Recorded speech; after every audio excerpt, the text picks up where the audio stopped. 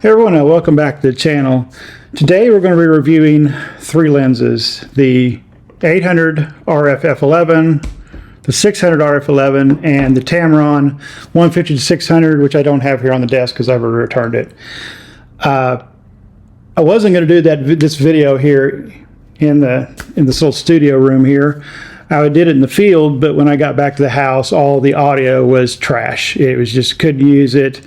There was some clicking noise in there, and there was a bunch of other disturbances and wind that tore some stuff up. So I lost all that footage basically, which was really sad because it was gorgeous up there. The sun, the mountains, the snow. The ground squirrels kept coming up to me. They actually knocked my monopod that my camera was on over once.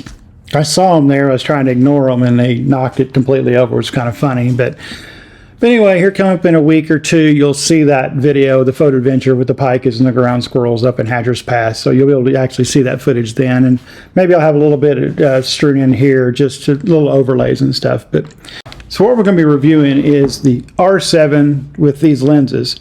We're not really concerned just with the lens itself or the R7 by itself. We're talking about how does this R7 with these lenses, how do they work? How's this combo? Does the combo clean, the autofocus, all those things that go into it? This is actually my R5 because I'm recording with the R7.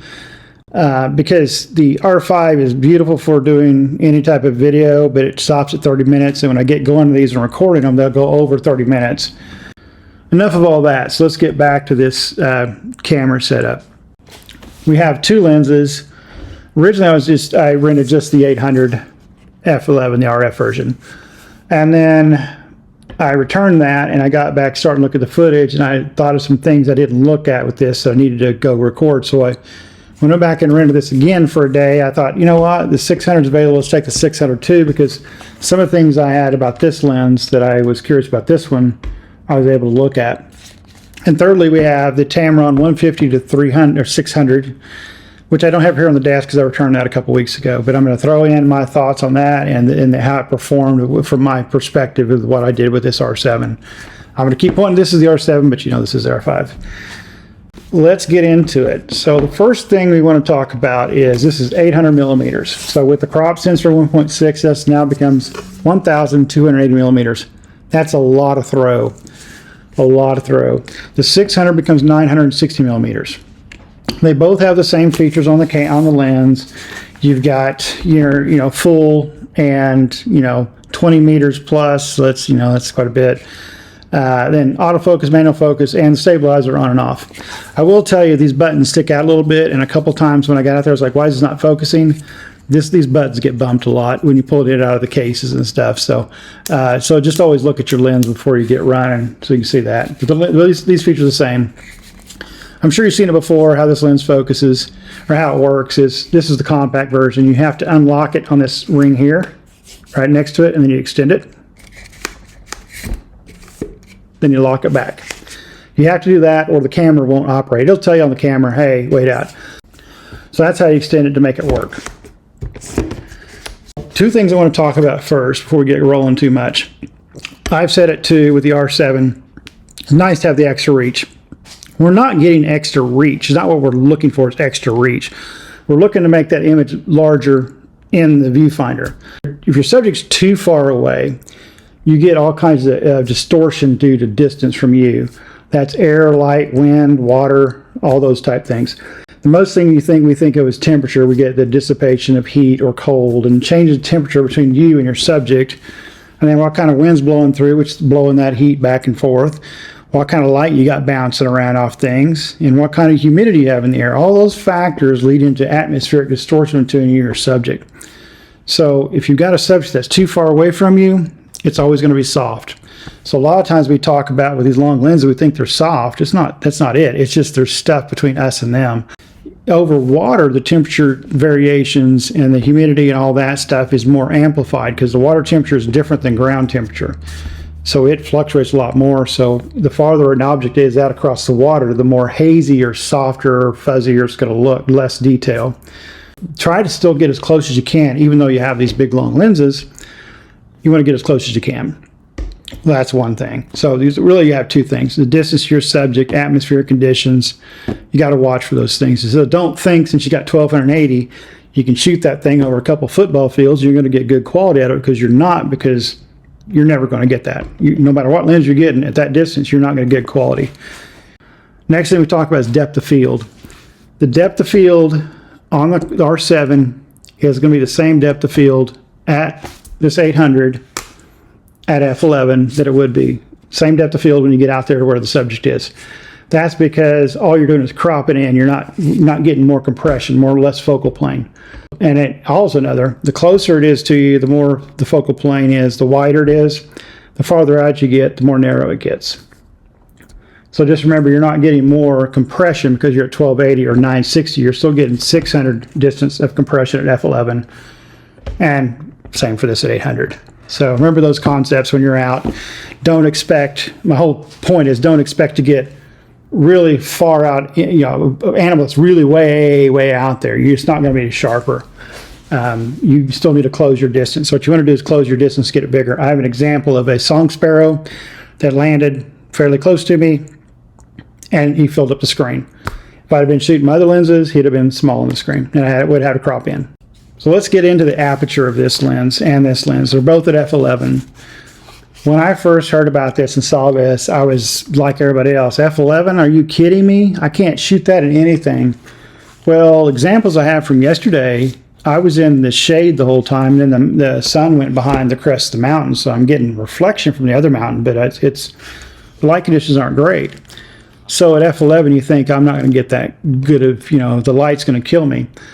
Well, with these new mirrorless cameras, we can shoot a lot more at lower light than we could our DSLRs, so it really handles that a lot better. But at f11, now you don't have that part of your triangle anymore, your exposure triangle. And when you're shooting things in lower light, you've got to raise your ISO. But also, if your subjects are moving, and like with me, yesterday with these little ground squirrels, they're kind of hopping around and they're moving their head a lot. And the day or two before, when I was out there, when I shot this original video, there's a bunch by my truck. And so I went down there taking pictures, and when I noticed, when I was looking back at real quickly, they're just soft. We hear people say that all the time, oh, my images are soft. One of the comments about the Tamron lens was said, hey, it's soft with this R7.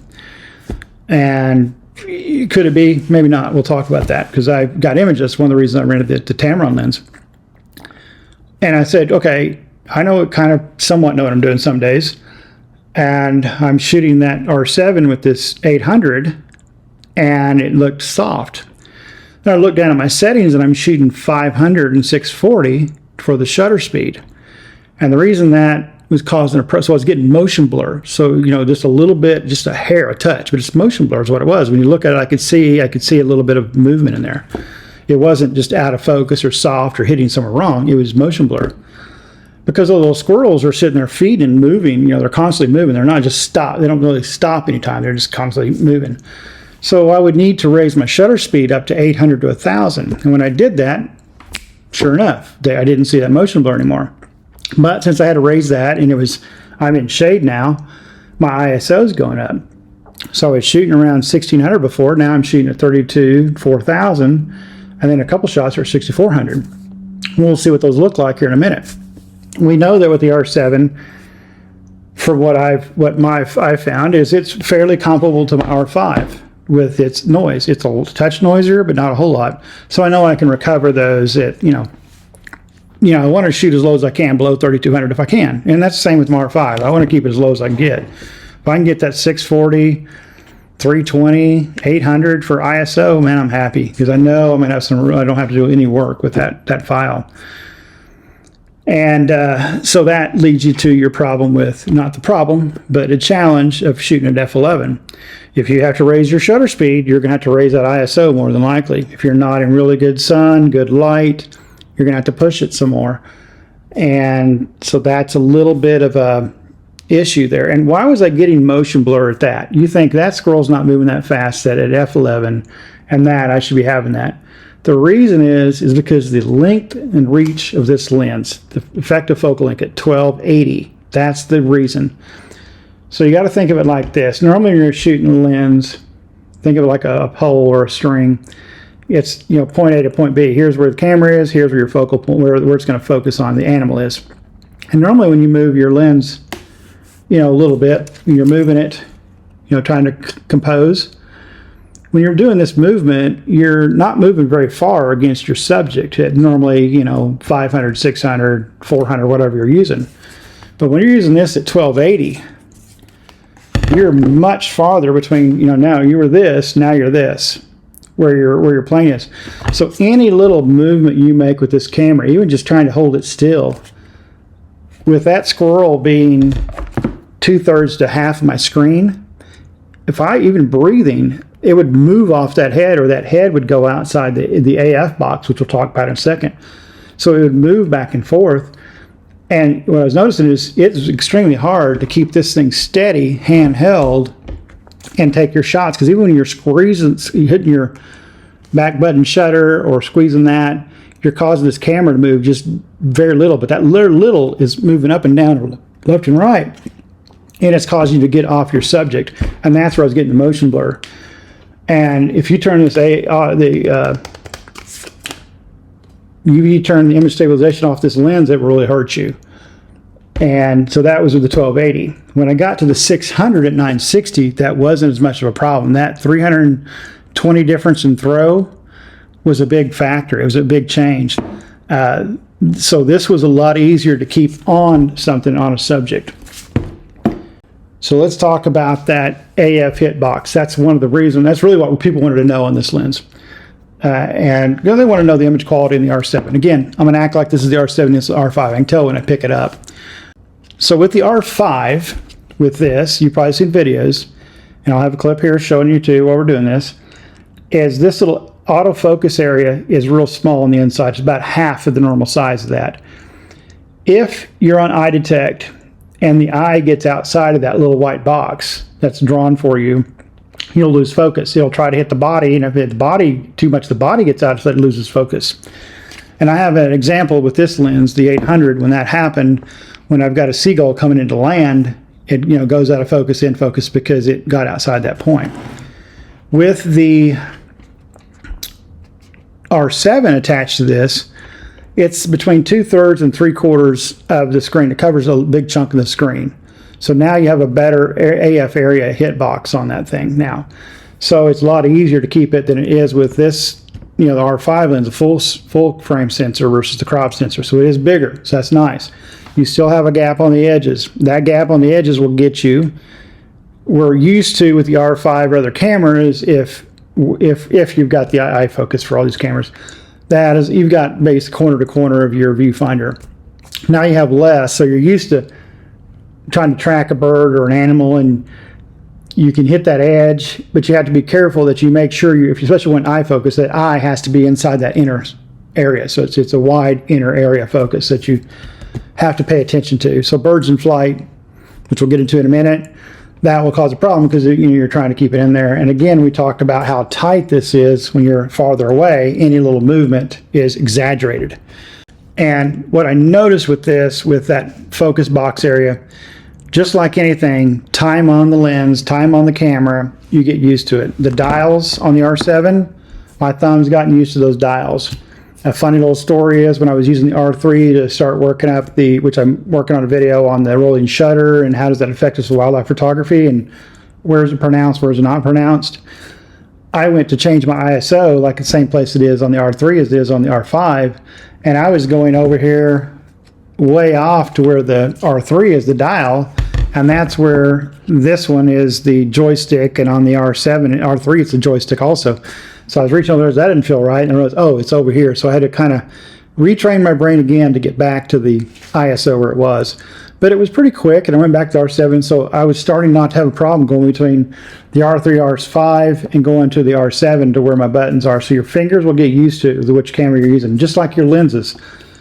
If you go from your 7200 and say you have a 1 to 500, your hand doesn't jump around trying to focus ring. You go out there and feel it. You kind of know where it is. It all feels about right. The weight of these cameras are different, so I know real quickly, like I can pick this one up and I know which camera. I don't have to look at it. I pick it up, I can feel it. With that lens combo, there's enough weight difference in this and the R7 that I know I've got the R5 in my hands. What I'm getting to is time on these lenses with that AF box. You get used to where that box is and you have a problem. So after using this one for a couple days and using this all day yesterday, I was getting pretty good with where I needed to be, and it felt natural. I wasn't struggling with it because now I'd gotten used to where everything was. I knew real quickly if I went into portrait mode, then I knew where that eye I need to keep it. I can put it in that top left corner and still get the shot I wanted. So it didn't limit me there. The animal's head was still above the box, but his eye was inside the box, so you figure those things out to get your compositions right that you like. Focus distance on this lens, let's talk about that real quick. Focus distance on these lenses are 20 feet. It may be 18 with this one. You look it up if you like. I know this one's 20. I know this one felt about the same when things are coming. These ground squirrels I was photographing yesterday would come right into me. For some reason they were staying way away from me, and all of a sudden they all decided, hey, it's time to come out and play, and they were just all around me. They were literally at my boot. They walked up to my pack right next to me. They walked right behind me. They were just 2 feet, 3 feet from me at times or closer. And of course, these are not going to focus. And several times I thought they were far enough away because I'm used to a 500. That's about 10 feet, 10 feet minimum focal distance. But this one at 20 feet is quite large. Now with this lens, that's great. At 1289, with this one, if you want to get a good tight headshot, you still got to get that 20 feet back to get it. You'll find that you got to use your feet to be your your zoom in, zoom out, and it's good practice. And these really are the same way. I was shooting with it was a 600 960, and I was getting those ground squirrels, getting low with them, so there's no bokeh blows out. And we'll talk about that too. That's something I talk about the F11 we got to watch out for.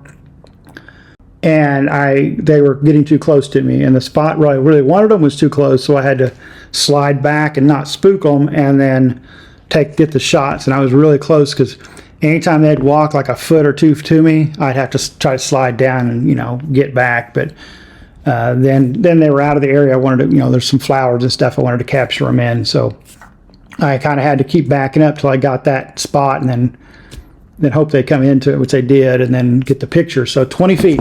I guess I was talking too long on that. Back to the other part of F11. So we talked about, your ISO and all that stuff. The next thing you have to think about is your background to your animal. One of the most important things to me is, you want to get the eye good. You want to get good focal on what you want to look at, whatever part of the body. You want to get it good in focus. But the next thing I want to know is what is behind my subject and what is in front of my subject. If you can get, some type of foreground element to give you a little perspective and a background, but you want your background, you want your subject isolated, so you want that more blown out, those milky, creamy bouquets. Sometimes you want texture behind it or something more in focus because the texture of an old oak or a gnarly looking rock or something like that maybe you want. Or maybe it's mama cow and you want the calf in focus, but you want mama a little bit her in focus. I don't know. So you got to think more with F11. With F2.8, F4, F5.6, you're going to shallower depth of field just at the camera, but you still want to, you don't have to separate from your subject to the background more. Remember, what you want is you, subject, and you want a background. So this is your background. You want you and your subject here. You don't want this. You want this. You want your subject to be closer to you than the background. That way when you shoot to it, this will be more diffused and blurry. But if it's back here, you're going to get more in focus. And with the Savannah Sparrow picture I took when it landed close to me, it was great because I'm getting the limbs and everything behind it is just distant, just distant marsh. With these ground squirrels and the pikas and some of these pictures, I could get low, or I could shoot them even if I was shooting down on them. Or up, because there's more of an inclined hill I was on than downslope. It was a little bit downslope, but I could get the right angle where I'm shooting them on top of the rock, and behind them the other rocks are a lot farther.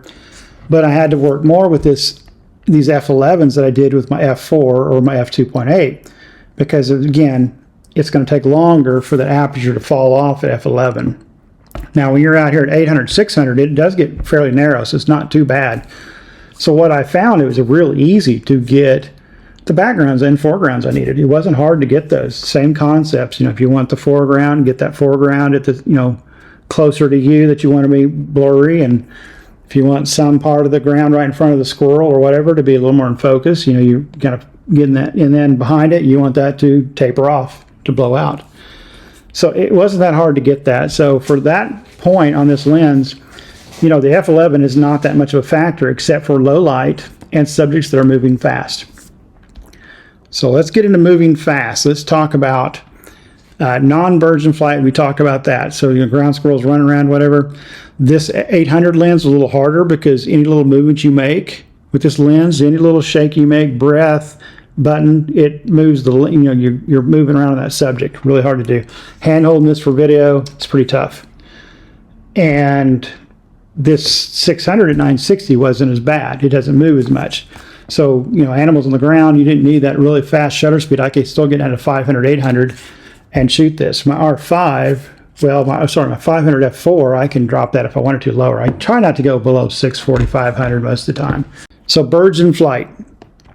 With the 600, I briefly shot a couple at 960. It wasn't bad. I'm used to shooting 1,000. I've used my F4 500 at 2 times to be, you know, F8 at 1,000 millimeters, and I've used that, and it's pretty tough. This was a little harder. The 600 wasn't bad, but it was not easy because remember, you have that outside, you got that box, you got that outside area that you don't have focus on. And when you're doing birds in flight, so that's where with birds in flight with this guy, the 800, this cat, this was painful. This was very painful because every little movement you do is exaggerated. And the bird, if the bird is normally where I would shoot it in flight, you know, where it's right there when it's pretty good, I couldn't shoot it at that distance that I normally with my 500 F4 at 1280 because that bird was taking up almost the full screen, 3/4 of the screen. And any movement, and that bird's moving, and I'm trying to move, find it, I couldn't keep track of it.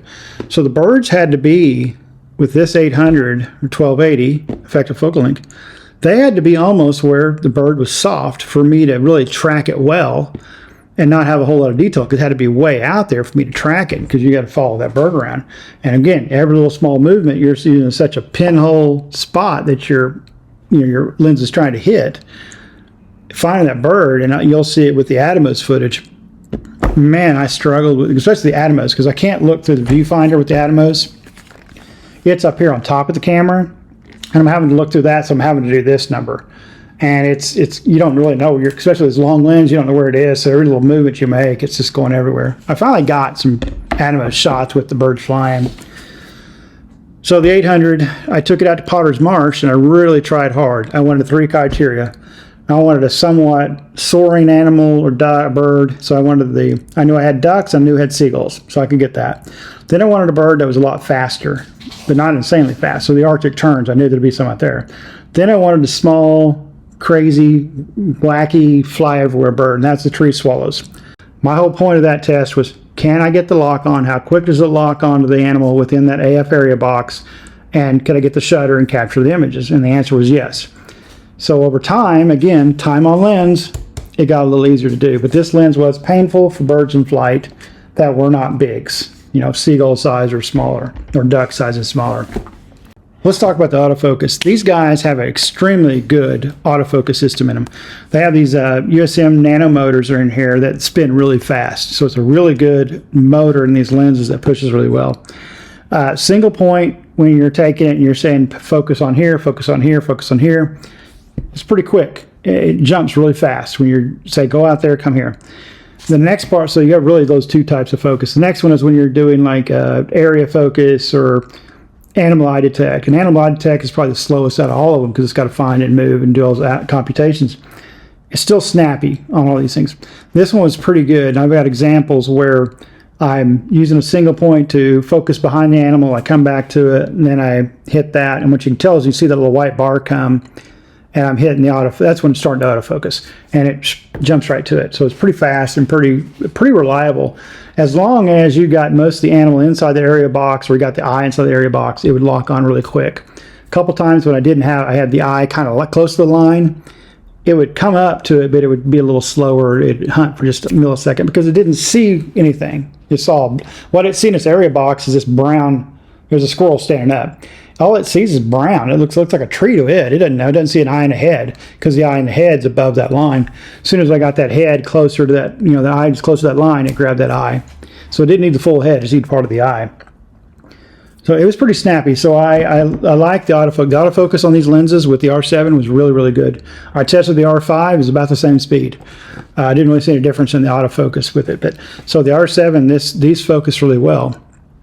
So takeaway before we look at the images is the F11, you have to be careful with it because you know you only have F11, that's it. There's no other focus. You can't go to 16, can't go to 20, anything. It's F11, that's all you got. So birds in flight, what you're going to use, you're going to focus smalls. I'd say if you're going to be shooting smalls, like you're a birder, you want small birds in flight, this to me would not be my choice. You could use it, but if I'm going to do birds in flight, this one would definitely be a good choice. And one thing I didn't mention was with that R7, with these lenses, this was a joy to walk around with. Yesterday, I had so much fun running around with this little lens with that R7. It was like I had nothing. It was like super light, so light. It was easy to run around because, you know, the R5's got some heft to it. It's a little heavy. And with that R7, though, a lot lighter, well, it was a joy to run around with that thing. If you're a birder that's not shooting as many birds in flight, you're shooting bigger birds in flight, but not the little bitty birds in flight. But you're getting landing shots and still shots on a limb, things like that, takeoff shots. This is a good lens. You can make that subject really big, a lot closer. So if you're within a good distance of detail from your bird, regardless of what lens you're using, this one's really cool because you can fill that frame up with that bird. I think this one's better because you're at 960, which is still a long way out. And you can get some good stuff, and this works really good in a lot of situations. Yeah, so F11 is not bad. The autofocus is really good on it. The build quality feels good. AF area is larger, so it's not that much of a problem. Where do I see the downfalls of this? The 20 feet's a bit of a pain.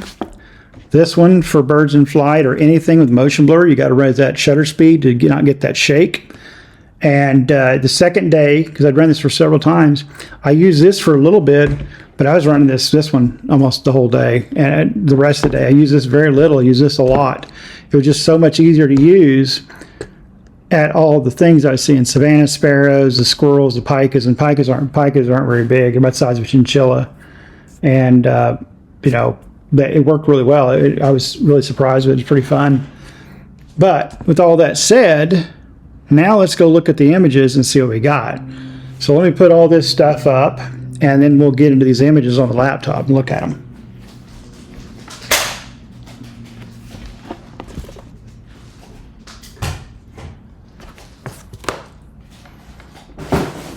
Before we get into the images, we need to talk about the Tamron 150-600 G2. I almost forgot about that lens. Do a real quick synopsis of this lens. It's 4.5 to 6.3, and its focal range 150 to 600, which means it takes you out to 960, about like the 600 F11. The lens on its autofocus is fairly quick. It's not as quick as the EF and L lenses, the RF lenses, excuse me. It's just a hair slower. It's not that much slower. It's not slow enough to give any problems. When you're doing eye focus from your focus is here and your subject's out there, when it goes in or vice versa, you can actually, kind of, it's a little more prominent. You can see it, but it's not that slow. It just zip, zip, once it grabs, it grabs. So once it grabs the eye, it's pretty good. In open areas, it grabs the autofocus with the R7 really quick. When it gets into areas that's a little more busy, it does hunt and peck more than the EF and the RF lenses do.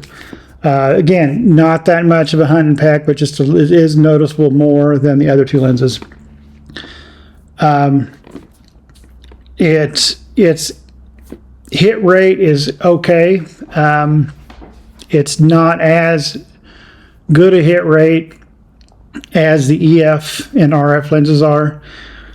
It tends to say it's lock, or it may jump a little bit, and it doesn't hit as much. What my tinfoil hat and my conspiracy theory, if we want to call it, everything I've read and everything I've watched, and everybody else has reviewed this lens, and it held true for me too. It's just not that the algorithm is written for an RF mount for the third-party lenses, for the Tamrons and the Sigmas. It's just not as quick to grab it. It's not bad. It's not bad at all. It's not a bad lens. Don't get me wrong. Don't say, hey, this is horrible. Go out and get you an EF or an RF lens. I'm just saying it's not as quick, and its hit rate is not as good as the RF and the EF lenses. But it's so close. It's still a good lens. And we're going to look at image quality here in a second, and you'll see how good the lens is. What does that mean? It just means that you will have shots that aren't there, so you'll have to take more shots to get maybe something you want sometimes. So don't get me wrong, the lens is good. So I think we're really good there. We'll look at image quality here in just a second. If I see me itch, it's because I got eat up yesterday by mosquitoes when I was out in the mountains. The wind stopped blowing, and I didn't get good bug spray on me, and they got me around the back of my ear, worst place. Good lens, and but it is lacking compared to the EF and the RF lenses, but it's a small amount, and it's just because Canon, I believe, just the RF mount is not made for that to focus that lens correctly. All right, so let's get into the image quality now. So let's look at the Tamron one first. Let me go get my DPP RAW open here.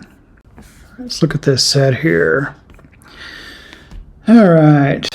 This is, yep, 6.3. We're at 960 millimeters. So this is pretty close in focus. Just a little off. Let's see what else we got. Same here. The eye is just not sharp. And it's telling me it's locked on the eye the whole time. Still the same thing. There we go. It's a little better. It's pretty close.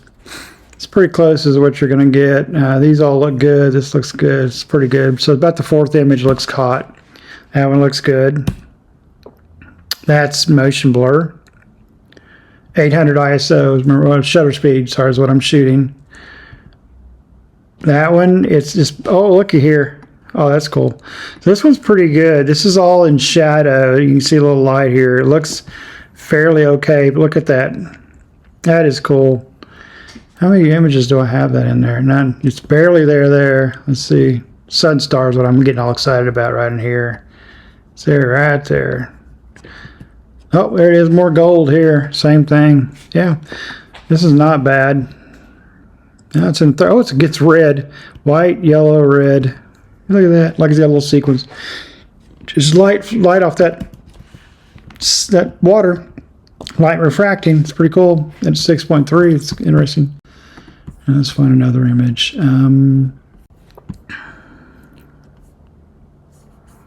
These are all R5. These are all the 500 primes.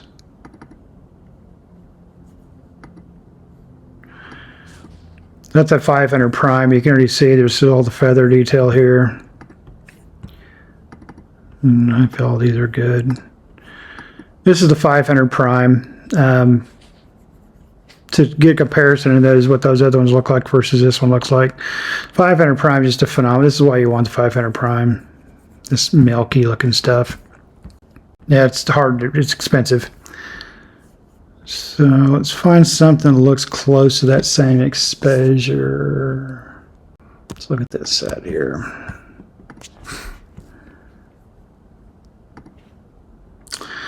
Out, in, pretty much in, just soft, and it's not soft. I would say that it's hazy is what I meant to say, not soft, but it looks like it's pretty much in focus. It's pretty crisp. I think once you corrected this with your editing, it'd be all right. So it's really interesting. Look at this. We're in, we're out, we're in that quickly. We're out, in. So in that 6 burst there, I'm out, I'm in, I'm out, I'm out, I'm in, out, in, sorry. So out of 6 shots, we got 2. Let's look at this group here. And after this, I think we're going to move on to the image quality shots. So this is 6.3. So that looks pretty good in focus. A little feather here. So even look at this feather that's kind of fluff has fallen in the water. So good, okay. Still good though. That one is questionable. No, yeah, see, you can tell right here. See how this feather detail right in here around the neck looks good. You go to the next one, see how it's, and that could be motion blur because I'm 1/800th of a second. Same on that one, same on that one. So the last three look bad out of those 10 or so we did there, so it's not bad. So the hit rate, it just varies. It looks good, looks bad, looks good, looks bad. Okay, let's move on to the image quality part of this Tamron. So those were basically, does the image, does it focus lock, does it focus lock? That's all I wanted to know. So let's go look at my Woody Woodpecker. Let's look at the image quality shots. So these, the first one I was just saying, hey, can it lock on? And we saw that the hit rate was, a couple of the small bursts, we were, 80-90%. A few of them we were 0%, and that was probably something I did. But the miss rate is larger, again, than it is for the EF-RF. So let's look at all these here. So these I'm trying to get quality. So I'm down 500 to 320th of a second and trying to keep that ISO as low as I can. I'm running anywhere between 200 and 600, which means I'm 320 to 960 focal, effective focal range. So I'm getting pretty close to this little woodpecker. It's all him in the hole. So let's start looking at image quality on this. So the first one we're looking at here looks pretty good. The beak looks good. The eyes got some reflection, some fall off in here. So we're about 320 on this one. Let's look at the next one, same. There's not a whole lot of difference in these two images. I think the focus is a little bad on this one compared to this one. Yeah, the focus plane's a little different. You see this down here. More look at the bird, but they both look good on the bird. A little less on that one. So we get in here to this one, I'm at 960. So let's look here. So yeah, the beak's nice and sharp. This is underexposed. I'm at 500 and 600 ISO. I did this on purpose, and I'll show you why.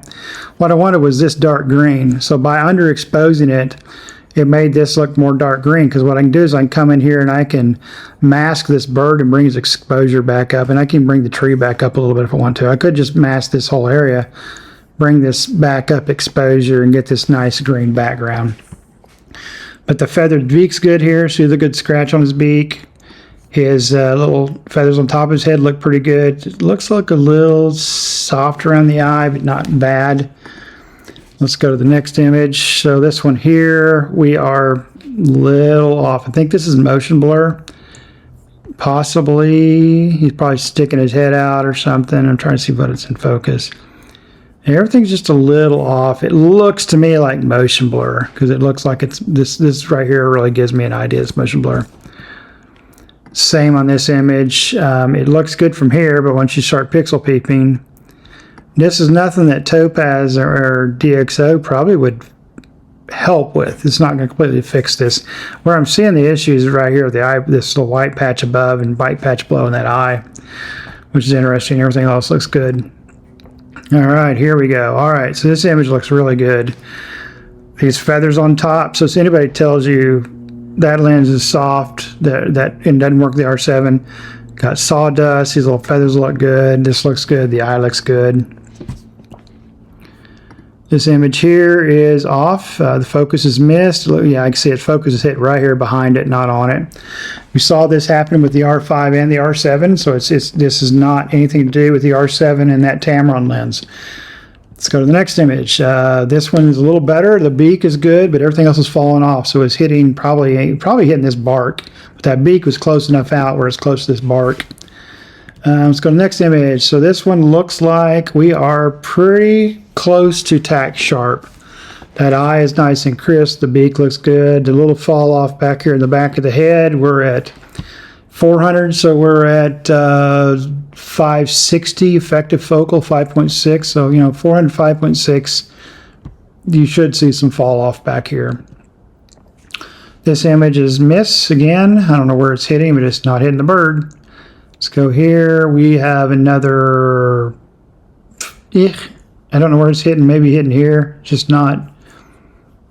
Not there. All right, this one is not there either. Again, I can tell it's hitting up in here behind the bird. This one looks to be dead on. Oh, you can see his little back in there a little bit. Beak looks great.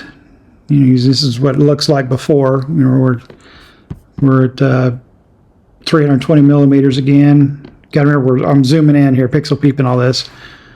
And this one looks really good. All these little feathers on top look good. The eye looks okay. All the feathers look good on this one, so it's a good one. This one here, this one's really interesting. This is in focus on the top of his head. We're at 960, 6.3, 1/320th of a second. And we hit the top of his head. So really we got this little bit, this little feather at the top of the head, this, and the beak falls out. The beak is towards us instead of away from us. So this focal plane's right in here and this beak is just coming towards us, so it's out of focus. But everything else right in here is just sharp. That one there is there. He turned his head to the side. We are pretty sharp. We have a little fall off in here, which we expect because we want this. And we got it. It's a little, we're pixel peeping way in. It's not bad. The next image here, pretty much the same. This is the one before it. And we go to this one, we get, and we're off. And so we are off here. We have a miss. This one looks to be pretty close. Again, we have, you know, our focal plane's pretty small. I'm backed up way away from this tree to get this that tight with 960. It's pretty clear, pretty good. It's a livable image. I can see it. You know, see this is a little soft here, fall off in here, but it's still really good. Oh, that's good detail on the top of the head. What's the rest look like? So here we go. This is pretty good. Interesting little motion blur right here. It's weird. He must have closed his beak or something. It's not bad. Now, these guys were chattering the whole time. They're making noise. So this is motion blur. Everything else looks good. That one's just missed the focus. Yeah, it's right back in here somewhere. That one's good. That's a good sharp shot. If anybody tells you this lens does not take is soft, this is an example that it's not. I got a little hair there. These details, the beak, the scratches in the beak. Got that with his mouth open. We're at 3/20 seconds, so I guess timed it just perfect. Everything looks sharp here. This one looks really sharp. Again, our focal plane is pretty tight on these. We're shooting, you know, this is under 500. This is like 4 something. But it looks pretty good to me. Looks good here again. So you can look at all the little under the eye here, all those little feathers there. This one again, all this stuff here is good and sharp. He just got motion blur in the bottom. He's chattering. That beak's going a million miles an hour. Everything up in here. This would have been, if he hadn't been chattering, this would have been pretty in focus. That's pretty close again. Again, we got a little motion blur here. Everything else is just little feathers. Look good to me. This one's good. He shut his mouth. He shut up for a second. It all looks good. Look at that scratch. All the scratches he's got on his beak already. Little feathers on his cheek. So how these are all detailed before. Talk about motion blur. It's all soft in here. Looks good. Moving on. Looks good. That's a really good shot. So far, that's about one of the better ones we've had. You can see all the back feathers. Can you see me in here? Nope, I can see a car. There's a white car right there in his eyeball. That's cool.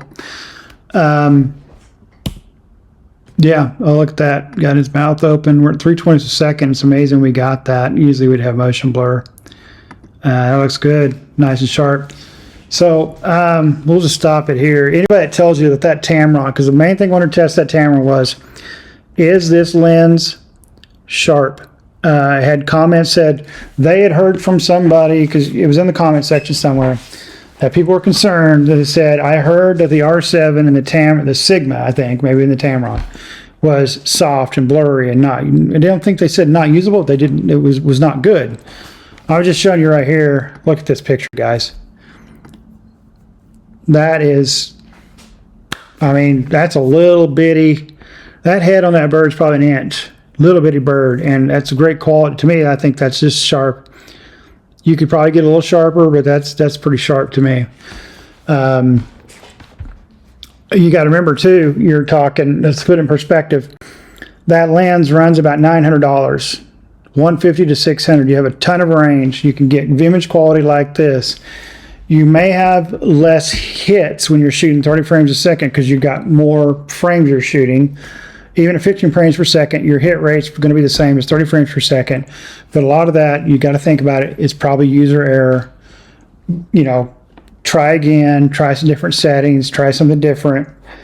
These would have been better. I would have increased, if I'd increased the ISO in this. But the problem you see, I'm at 2500 ISO at 320 shutter speed at f8 because I'm running at f8 to get a little, try to get a little more depth. Because I noticed, what I was noticing was I had fall off. So when we went to f8, I don't have fall off anymore. At f6.3, I was getting a beak and getting it, not getting the eye, or getting the eye, not getting the beak. So if I would have gone to 600, 800, I would have had to crank that up to 4, 5, 6,000 ISO. Not a big deal, but the higher you go, the more work you may have to do, and maybe you lose some blacks and stuff like that, or you lose contrast. These were all kind of underexposed. Again, why I was trying to underexpose because I wanted this a little nicer and some other things. Good lens. Don't throw it out the window. I think it pairs well with the R7. I don't see why you wouldn't buy it if you don't want to. There are better alternatives, maybe. So in that price range, you only have a couple. You don't have any L glass in that range. You may be able to find a used 100 to 400. But you're at that 900 range. Again, to put it in perspective, you're talking now you're a $2,500 setup, camera and body, and you can shoot about anything you need to shoot with that one lens. So it's a pretty good combo. I'll be reviewing that 100 to 400 Canon, the new one. I'll be reviewing that this weekend. I'll be actually running through its paces and reviewing it for next week. But anyway, so that is the Tamron 150 to 600 synopsis. Good lens. Its hit rate suffers due to the algorithm from the RF mount. Other than that, it's good lens. I think it's sharp. So don't let anybody tell you it's not sharp. Let's move over to the 800 and 600 RF lenses. So real quickly, let's look at birds in flight real quick with that one. So see if I can find my birds in flight shots. So here we go. This was a slow moving bird. We're going to look at if I get the right whole set to be better. Let me grab all of these. We're going to see in this set that this bird goes in and out of the focal plane. So let's look at the 800 RF F11 lens. So that's a 1200-800 focal range. All I'm trying to do in these tests on these next 3 rows of images was going to be a seagull, Arctic tern, and tree swallow. Is can I lock onto the bird? Can I get the autofocus to lock on? How hard is it to do it in focus? So the first one was the gull. I'm shooting 1/800 a second at 2000, so this bird's going to have a little bit of motion blur in it. And his first shots, it's going to go out of focus because he got to top of the box and I lost focus and I regained it. And it actually, I think I let off the button because it locked to the back and I tried to reacquire it in this burst. So let's watch it come down. This is 30 frames a second. So we come down, looks okay. You got motion blur in this bird right now, I know, but then we come in here and the focus is, it went out. These two, if I had probably the right shutter speed, it'd look better. And we're out of focus. It's not really hitting. We're back in. And then we're okay. We're out, going out again. Now we're really going out because the bird's hitting the top of that box. So this shot and this shot here hit the top of the box. And it's kind of coming back in the box. So it just hit the top. It's just losing focus. Got back in focus. And then it lost focus. And it really went to the background. I think I let off the button right in here because I hit the background. Went to reacquire. I'm thinking that's what happened here. And by the time I got him reacquired, it was dropping down. Until I let off the button because there's no way that bird can move that fast that far. I let off that focus because I lost focus here, so I went to reacquire. When I did, I for sure reacquired it, and that 800 ISO shutter speed, now that the bird is hitting full brake, see, he's hitting full brake, he's slowing down. When he hopped off, he slowed down, so now this bird is in focus. He doesn't have any motion blur, image blur. So I get a lot of cool wing flap. And now I get down here where he's this way, this little log with all these flowers and this grass. It looks like somebody went to Hobby Lobby and built this little thing and stuck it out in the water, but it's natural and free floating. But he's here, he's pretty good in focus. The feather detail on a seagull is pretty hard to get, but then so here he is too. He's just real pretty. And I think this, did I not get the last image here to show you? Let me just bring it up. So this is what that little thing on the island looks like. It looks like somebody put together this little thing from Hobby Lobby. But he's pretty good. And he's quite a good distance away from him. So takeaway on that one is I can take a picture and I can keep in the frame a seagull with that 1280 thing. So let's look at this guy. This is an Arctic Tern I was trying to get. This is my first attempt. Dadgummit. Sorry, I went too far. Let's go through this whole set. And this is one shot of Arctic Terns when I finally got them locked on. Again, I'm shooting 800 at 2000. More light and more shutter speed would help, but it wasn't bad. So you can see here I caught him, and it's a good distance away. So I was able to keep these guys in the frame. Hit the lock on them, get them locked on. It's locked on this bird, I believe. Let's see, is it? No, it may have been locked on that one. They both look, it's hard to tell which one's locked on. I'm assuming it's that one on bottom. So they're both out of frame, but here's what's interesting. It lost focus because they're out of the box, but it stayed on that same focal plane. It didn't go hunting, and which is real interesting. So we're getting a little out of focus there. Now we're back in. It picked the bird back up real quick in here once it got here. And he's staying in there. So I was able to hit them. Those turns are not easy to shoot. Let's look at a couple more. We'll do it real fast. Lock.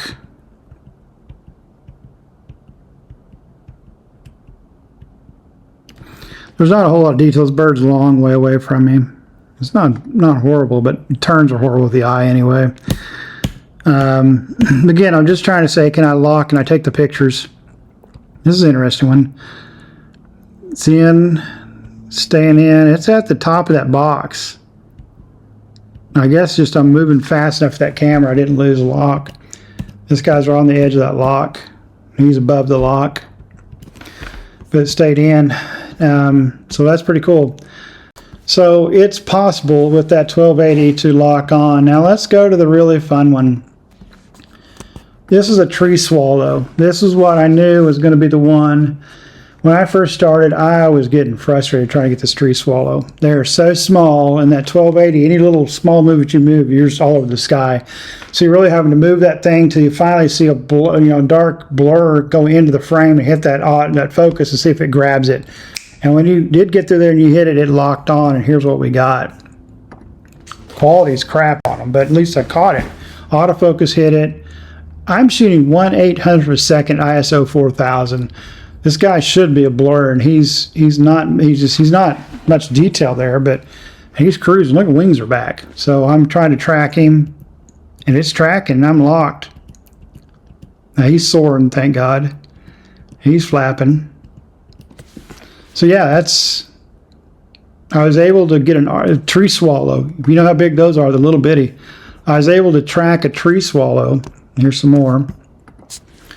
In the air, flying.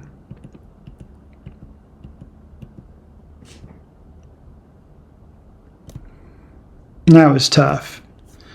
Now again, I'm trying to do a tree swallow at 1/800th of a second, and that's what you get is motion blur city. But it's 4000 ISO at 1/800th, that direction. Probably could have raised that and left it at 4,000, but it'd been darker. But yeah, I just want to kind of lock onto the bird. That's all I was trying to do.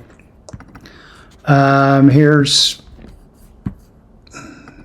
image quality with this lens, just for giggles at a good distance. We are at, okay, low light. This is 10,000 ISO picture at 1/1600th of a shutter speed, 10,000 ISO at 960 millimeters. So if you're leaving this picture and you're not zooming in real tight, this is not bad quality. You get out here, there's noise, a lot of noise in here. It's 10,000 ISO, remember? Not a whole lot of detail in that bird. I mean, you may be able to clean up a little bit, but that's 10,000 ISO noise. Hey, that's not nothing to sneeze at there, guys. Get 10,000 ISO. Come on. Alrighty, let's go look at some other images with this 800 and the 600. These are yesterday's images, I think. Yes. I have not looked at these images yet, so we're going to look at these together. This will be the 800 and 600 primes, F11. I went back out. This is where I did the footage yesterday to try to... was going to film this and all the audio went to poo. So let's get let's glance at a couple images. I mean, this is the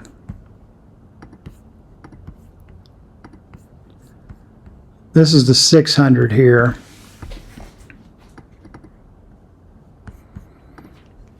Pretty good quality, I think. Light was okay, pretty good. You can see the fuzz and the lint and stuff on his little whiskers, little teethies. Again, this is F11, so since it's in this rocks, it's not horrible. This blowout back here. I wasn't trying to. These will be examples of where I'm not concerned. I wasn't. Normally, when you don't have a good background, this is what you're going to get. This is not horrible, but it's not great either. Let's look at his claws. Look at the detail. So that image is this lens is really sharp. This is a 600. And these are all here. This is cute. Let's get this whole set here.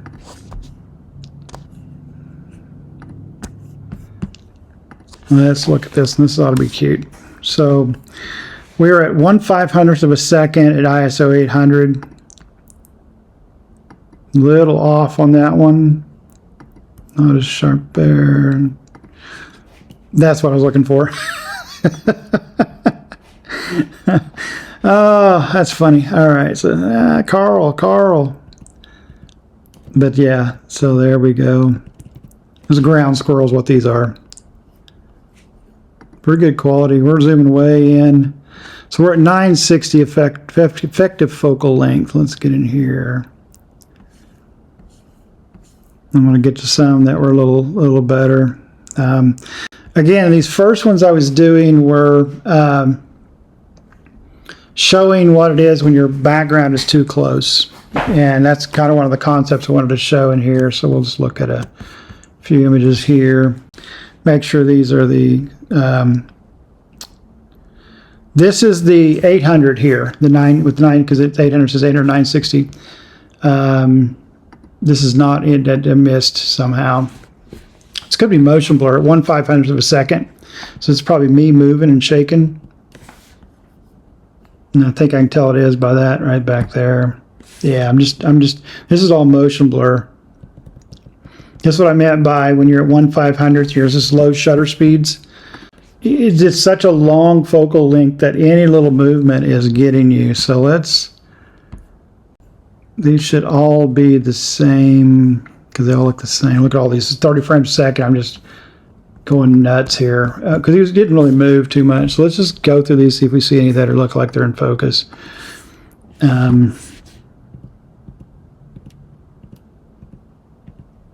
that was really bad.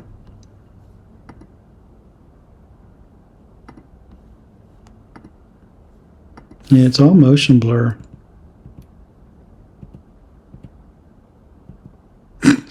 That's just me missing completely. Let something off when I was hitting the button.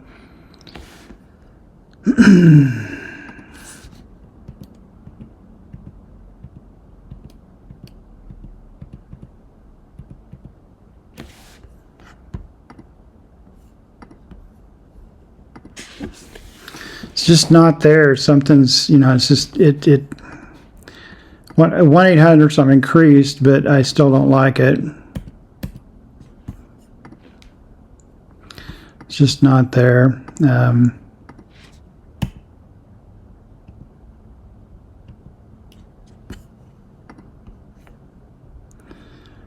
I mean, it's close. It's just not. It looks when you're back here, it looks like, hey, we're good. But you know, we're looking in tighter. It's just, yeah, this is better. It's just the light is, you know, just overexposed over here. This one's probably still just a little motion blur in there. This is telling me I'm locked on the eye, but I'm just, it's not, this is not the lens. It's just me with this lens. So I almost feel like you need to get up to a faster shutter speed, because this looks like motion blur to me, because you can see it in here. Even when you look at this, just, you know, you can see there's motion in this.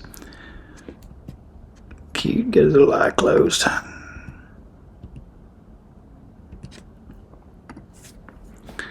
Yeah, I just see motion blur in all these. I don't, it's not that,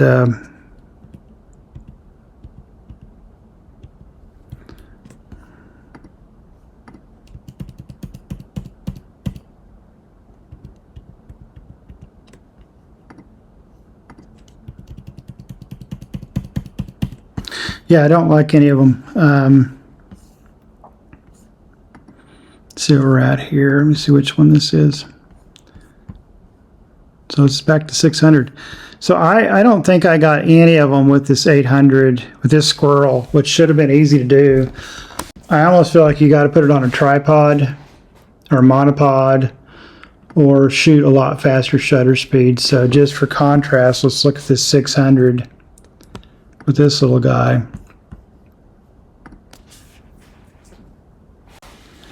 And see how sharp that looks. I guess I really, it's weird to say that 300 some millimeters could be something, but the 600 just is easier to, I think, easier to hold. You can see all the dirt on this little guy's nose than that 800 is. And the lenses are all identical pretty much as far as all the glass and all the apertures and everything. They're pretty much the same lens. They're just, I don't even know if I've used the 800 anymore after that. Let's look at these real quick. Yeah, these are sharp as a tack, pretty much. And look, all that, those claws in the dirt. So this is a little, these are a little more of, you know, this was an example of, to me, it was, you get a foreground, you add some foreground, you're not, you know, your background with the F4, this would have blown out more, but it still looks good because it's an interesting rock and it doesn't take away from your subject. Let's go look for something else that's interesting. Pretty sharp. This is a pica. Oh yeah, I remember these. This will be interesting. This was way out there. Let me see which lens this was. 600 again. These were way out there, but he was scratching and stuff, and I thought it was cute. This is, I mean, this is way out there for this small an animal. This was probably the, you know, pretty far out. And this is the pike. There he goes scratching. It's out of focus, but I was amazed I even could find him in there. He's so small. I mean, at 500 ISO shutter speed, so it did pretty good that far out. And that's all the motion blur I really got. This is pretty good. Looks like he's rubbing his ear and scratching his head at the same time.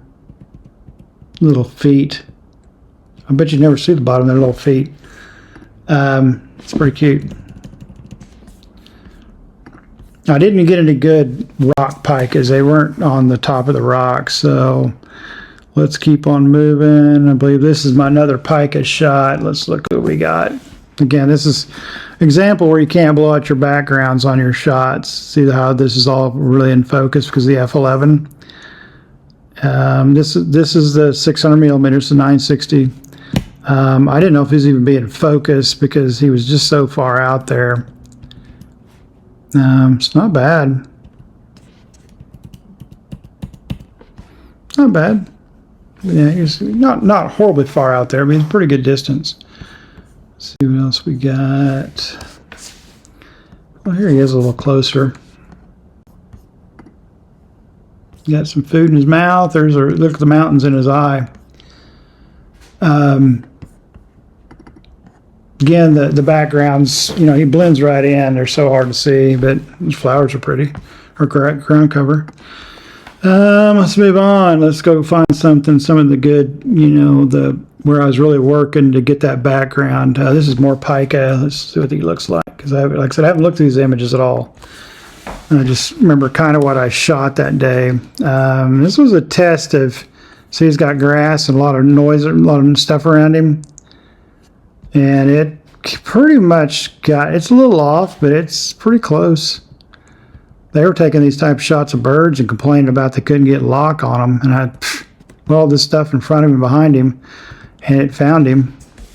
I mean, it's not the sharpest, but it's there. Alrighty, so let's get moving on. Let's get in here to some.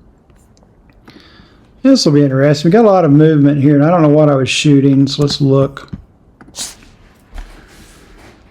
So I'm shooting 800. Yeah, it's not bad for being 800 and he's running. You know, I should have bumped that shutter speed up. That'd have been a cute picture. But it's just out, and I saw this hop. Oh, that would have been cool if I'd had come to zoom out. There's a fly in here. There's ground cover, and I got claws. Maybe figure something to do with that later. You see how this is motion blur when he's coming down big time right here. And yeah, I just missed him there. Let's go look for something else. So you can see how that bokeh background's blowing out already. So now I'm getting on the ground. I'm trying to, you know, show what you can do with this lens at F11. This is what I meant by you can do a lot. Look at this bokeh. Most people, you tell them you shot with an F11 lens, they might not have known you use this F11 to take this picture. Yeah. Let's look at some more. Let's find some more of these that are. Yeah, that's pretty sharp. Look at the clouds, mountain in his eye, snow, claws. Looks good. What we got here? So this is another example with an F11. So when you got stuff that's real close behind you, it's not a, you know, it's an okay ID shot, but it's not anything, you know, you want to write home about. Same with this one. Well, it's bad motion blur. It's probably motion blur too, and it's way overexposed on the animal.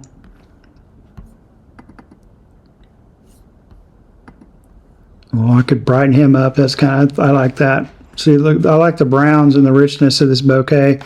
But again, F11, and look at what you can do. People are, oh, you can't shoot an F11 lens. Well, I think you can. I'm becoming, you know, I'm surprised by this lens because this lens is what, $800, $700 around there somewhere, $700, $800. Here's the pica again, a little out of focus. Or this one, let's see if this one is in. It's a little out of focus again. Looks like motion blur. Maybe not. Just out. It looks like it's moving a little bit, but not good. This guy with his dog. I just thought I'd see if I could get a picture of that dog walking down the hill. Some guy came up hiking with his dog, and it set all the squirrels off. Well, they weren't happy. Hey, we got some close-up of picas. Let's see what we got. Let's just look at this whole shooting match here. These maybe I may have some cute pictures in here. Maybe my Pika pictures for the day. Didn't mean to get him, but let's jump over here. All right, so blurry. Let's see if it got the eye. Pretty close. These Pikas are all a little different colors. It's kind of cute. Now they have different, you know, colors. So we got, so nope, is out of focus. Doesn't look like it from here, but you zoom in, you can see that's better.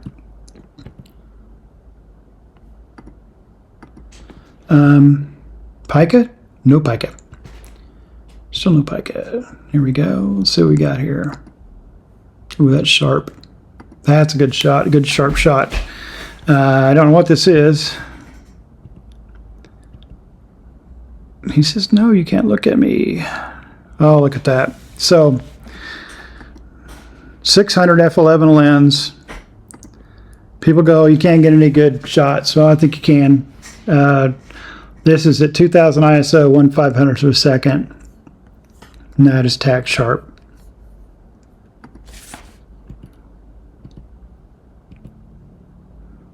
That's cool. No, I like that shot. But he's a little bottom framed on the butt. Look at that eye again. Yep, looks good. Yep, but it's pretty hard to frame this at this because he's filling the whole frame up. This is what I meant by normally, because you're at 960. Normally you're using a 400. You're 564, 500, whatever. You couldn't enlarge this. This guy would have been a quarter, quarter of the screen or less the size he'd have been. But at 960, he's filling the frame up, so you're putting a lot of megapixels on him, so you can do a lot of stuff with him. I like it.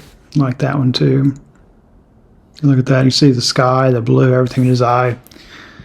Again, I didn't want to, I could have centered him in the frame, but I don't like animals just exactly in the center of the frame. I think, oh, there we go. There's a money shot. Look at that eye and everything. So I could have raised him up higher, but I just tried to frame him the best I could here. When the animal's full in the screen, you don't have a left room to do any cropping. You don't need to. This guy would have been really small on the screen. I would have had to crop in to get this. But with this, I'm F11. Look at that, guys. I'm surprised. This is a $700-800 lens with a $1,500 body, and that's the image you can get. I don't think why. This is a 2500 ISO also, and 400 on the shutter speed. Looks great to me. I'm super happy with that. That's my banger for that. This may be one of my better images for the day. I don't know.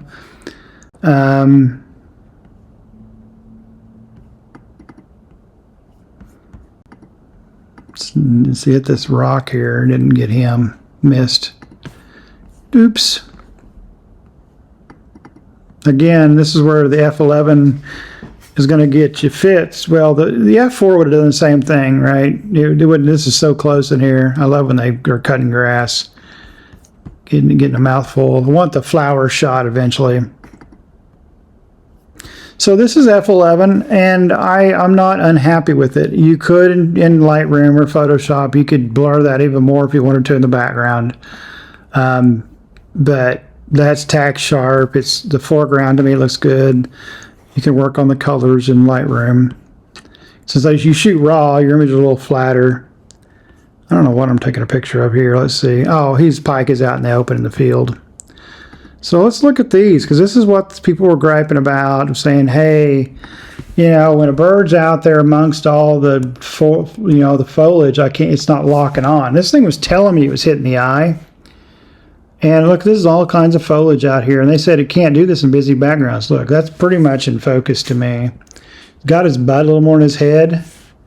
Look, this guy was way out from me. I mean, he was 125 yards or more, maybe, from me at 960. And, there were people griping about, look, he's in the grass, and that's still got his eye. Look at that, still got his eye, and he's in grass.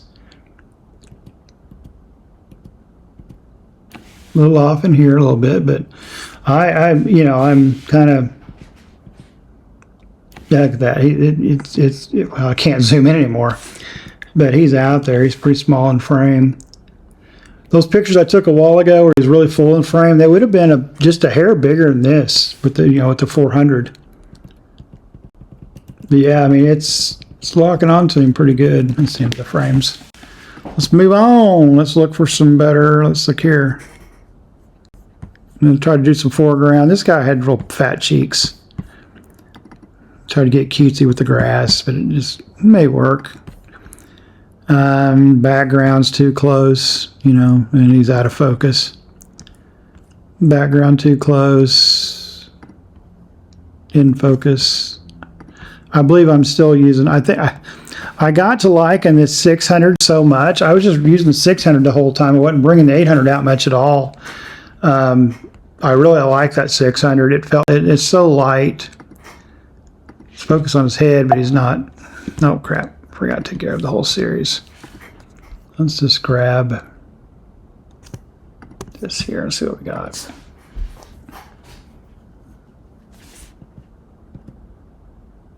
See what we got here. Almost.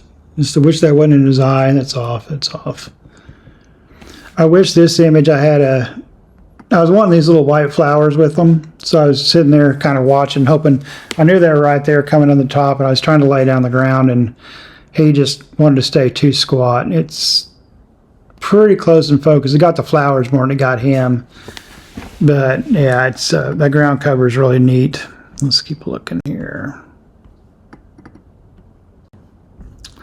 So this is where he's trying to sneak up on my bag, my backpack, and they kept getting my backpack. They knocked my monopod over that had my camera on it, which was just cracked me up while I was talking. Let's look at this guy. This guy was grabbing all kinds of ground stuff and filling his cheeks up. And look at that. So again, F11, $700 lens, $1,500 body. There's okay. What's that, guys? There's the rolling shutter that hit. But guess what? If you didn't tell anybody you had rolling shutter, did that ruin your image? I don't see anything ruin this image. You can't see anything in here that would. But these here, you see it's all steady. But you get to that last image, there's rolling shutter. Or, yeah, so there's a couple of rolling images in here, and that's just me when you're moving a little too much in your IS and stuff. But what I'm getting at is that did not ruin the image, in my opinion. If you just showed it to somebody, they wouldn't know there's rolling shutter in this picture at all, because you don't have anything to tell you it is besides having a comparison to the last shot, and nothing looks out of whack, at all. Because if you get your background blown out and all your things, that's why I said I don't think rolling shutter to me. I'm gonna have an image, and I've seen a couple where the wings went really curled because the motion changed, and I'll have a whole video on all this. But to me, this is going to be one of the examples I'll have for the rolling shutter video. Is also the whole series, and you can see it actually if you start literally really paying attention to it. You see that one has a little bit. That one almost looks like it does, but it doesn't. His back is still straight. But that one does. That's rolling shutter right there. But to me, it does not affect the image. I think that's the image I still print for somebody if they wanted to, if I cleaned it up, if they like ground squirrels. All right, let's move on. Let's look at this series here, see what we got. Again, I'm trying to get image quality. Looks like he's sharp. What's funny, you really don't notice the dirt on their face when you're back there, but it's not bad. Again, think about your backgrounds and try to blow them out. I'm an F11. I'm blowing that background out. I just think that's cute looking. Just a cute face. I had so much fun with these guys. They were just a blast. Yeah, so when I saw this guy, I got an idea. He was sitting here eating whatever he's eating, this whole series, and I was just trying to get his teeth. I was trying to get this shot. That one's going on Instagram. Oh, I like that. Now that's funny. I don't know what he's eating, but he's happy about it. That made my day, guys. It's been a long day. That is funny. I love that. That is comical. But what's funny? Let's look at that series just around it. This is what 30 frames a second does. What you can capture. Look at this. Nothing. Nothing. Nothing. 30 frames a second. If I hadn't been shooting that, I wouldn't have got that. And let's see, does any of these have rolling shutter? I don't see it in here. None of them look like that rolling shutter. So, all right, yeah, the rolling shutter thing, I'm over it. I'm going to make a whole video on it, but, you know, I don't think it affects me as much. I love that picture. That was a banger. All right, let's move on. Let's get out of this guy. Okay, so what I was getting to is this guy, he's watching him eat, and he's just a butterball. And then I got to thinking, hey, you know what? Let me throw this camera in portrait mode and see what I can get. Now that I saw that goofy little grin, I got to look at all these. Look at this. I was feathering that shutter to see what I could get. And I shot him because he was there for quite a while seeing this thing. So let's look at him. Now this is where I wish I could have backed up more, but I didn't want to spook him. But I was trying to get that whole fat body in that picture in portrait. Now that's one of these is rolling shutter, and I think it's that one. Well, is it? Yeah. What's funny is that I think that first one's rolling shutter. This one is part of it. No, maybe not. I think it's just that fat. That one's a rolling shutter, the skinny one. Isn't that interesting? The one that looks good out of all these images is the one that everybody's griping about.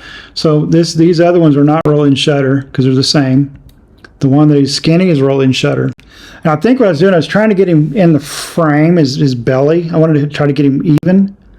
And I was moving, trying to, you know, on the ground, trying to roll. But yeah, so let's look at the rest of them. Almost. He's got his mouth open. You see I'm not seeing a rolling shutter besides that one there. Now I'm trying to get him sized up in the frame, and I messed up. This is where you got to use your feet, and I couldn't because I'm literally on my belly on the ground trying to shoot this guy so I can get that beautiful bokeh and try to get these flowers in front of him. And if I could have backed up 8 inches a foot, slid backwards, but if I did that, I would have lost the whole comp and everything. It'd have been beautiful. So let's just keep going.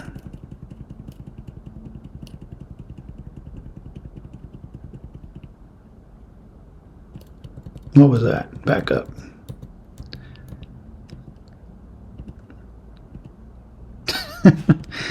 I still got lucky on that shot. Oh, there's some rolling shutter in there. Maybe. Let's look. Is this me rolling? Because I was moving really fast.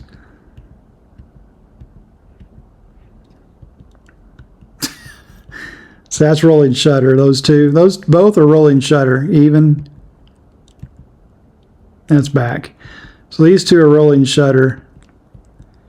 And that is probably something I was doing, trying to get him. You see I'm on left, and now I'm kind of, yeah, see I'm going up. So that was my movement causing the rolling shutter. I think that's fun. It's another good example of rolling shutter. And those mess with the image a little bit. Not enough. If you didn't tell anybody, you just think he had his head at an angle. See, you think, oh, he's got his head at an angle. You don't really see anything. That's leaning a little bit to the right. That's leaning a little. That one's stretched. That's a bad one. But we know it's stretched because we have a comparison picture to go against. But if you just said to somebody, I don't think they'd know they had rolling shutter on those two.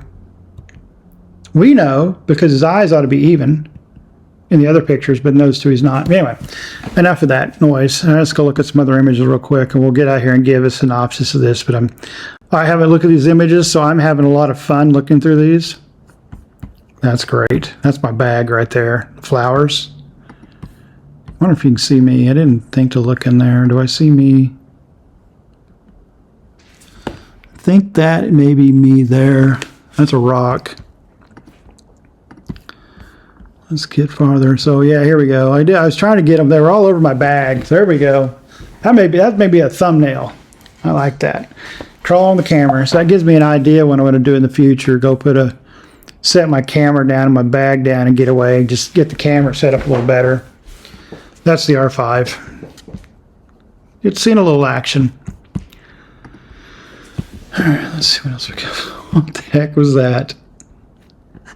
Oops. All right, let's see.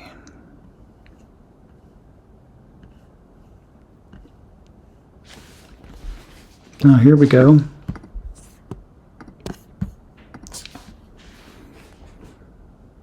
Oh, that's cute. I like that. Sometimes I do good work. Let's keep looking. What do you look like? Yeah, you're out of focus. Motion blur, it looks like. So motion blur, when you're at this, that's better. So the other one's motion blur. You can see here. So that's motion blur. Because I'm only shooting 1/500, so that's out of focus. And the third shot is good, and it's just getting in there. Oh, I've got another cutie coming up my bag. Let's see what he does. This is cute. Out of focus, because getting that right in front of it. There we go. That's in focus, in focus. Stepping up. Got that lean. Get that lean looking at me. All right.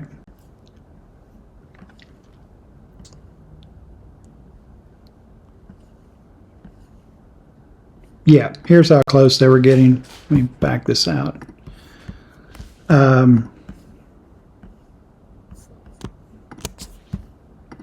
So they were coming in. For some reason, they just decided, hey, let's just go. This guy's not a threat. Let's go look at him.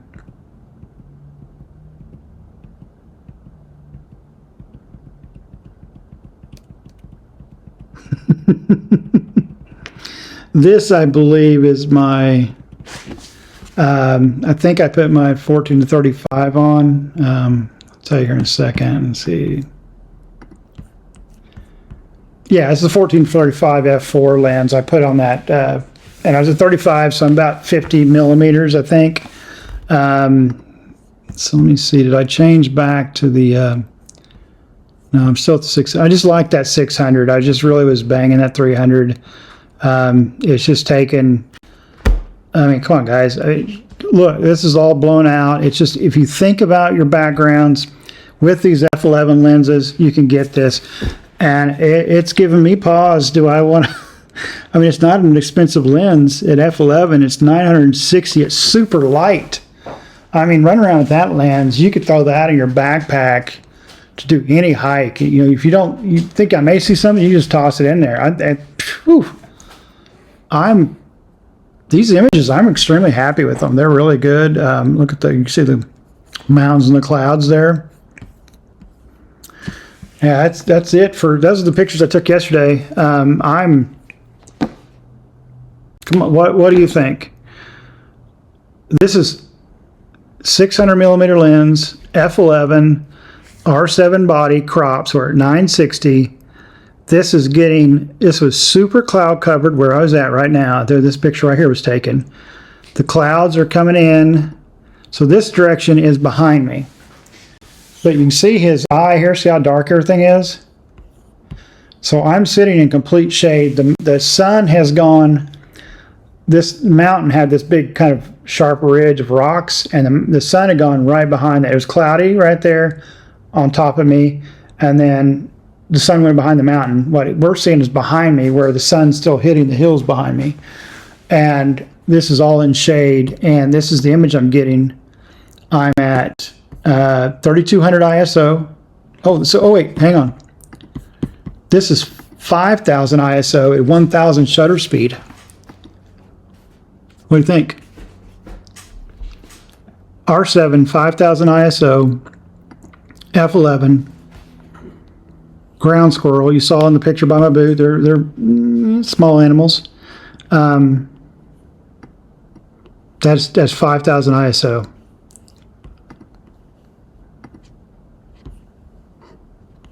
And he's got his tongue out. So let me give my conclusion review of these 800 and 600 F11. The 600 F11,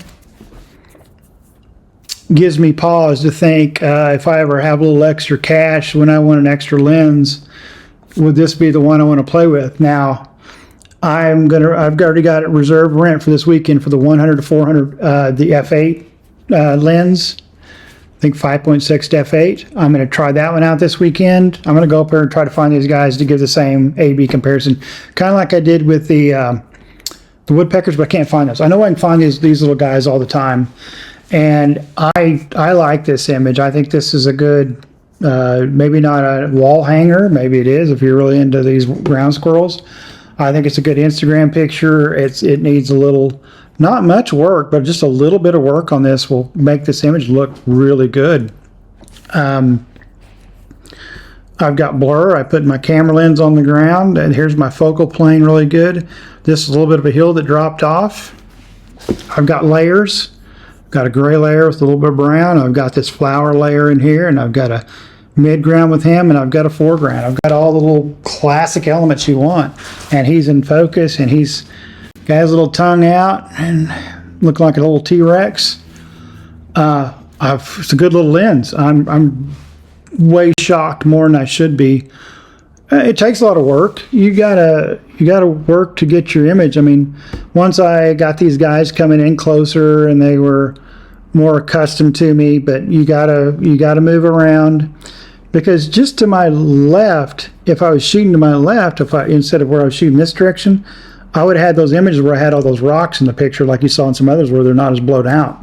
So you got to work. When you work, you can get things like this, and then at 30 frames a second, you get that goofy one up there. That other one's going on my wall. I just like his little goofy face.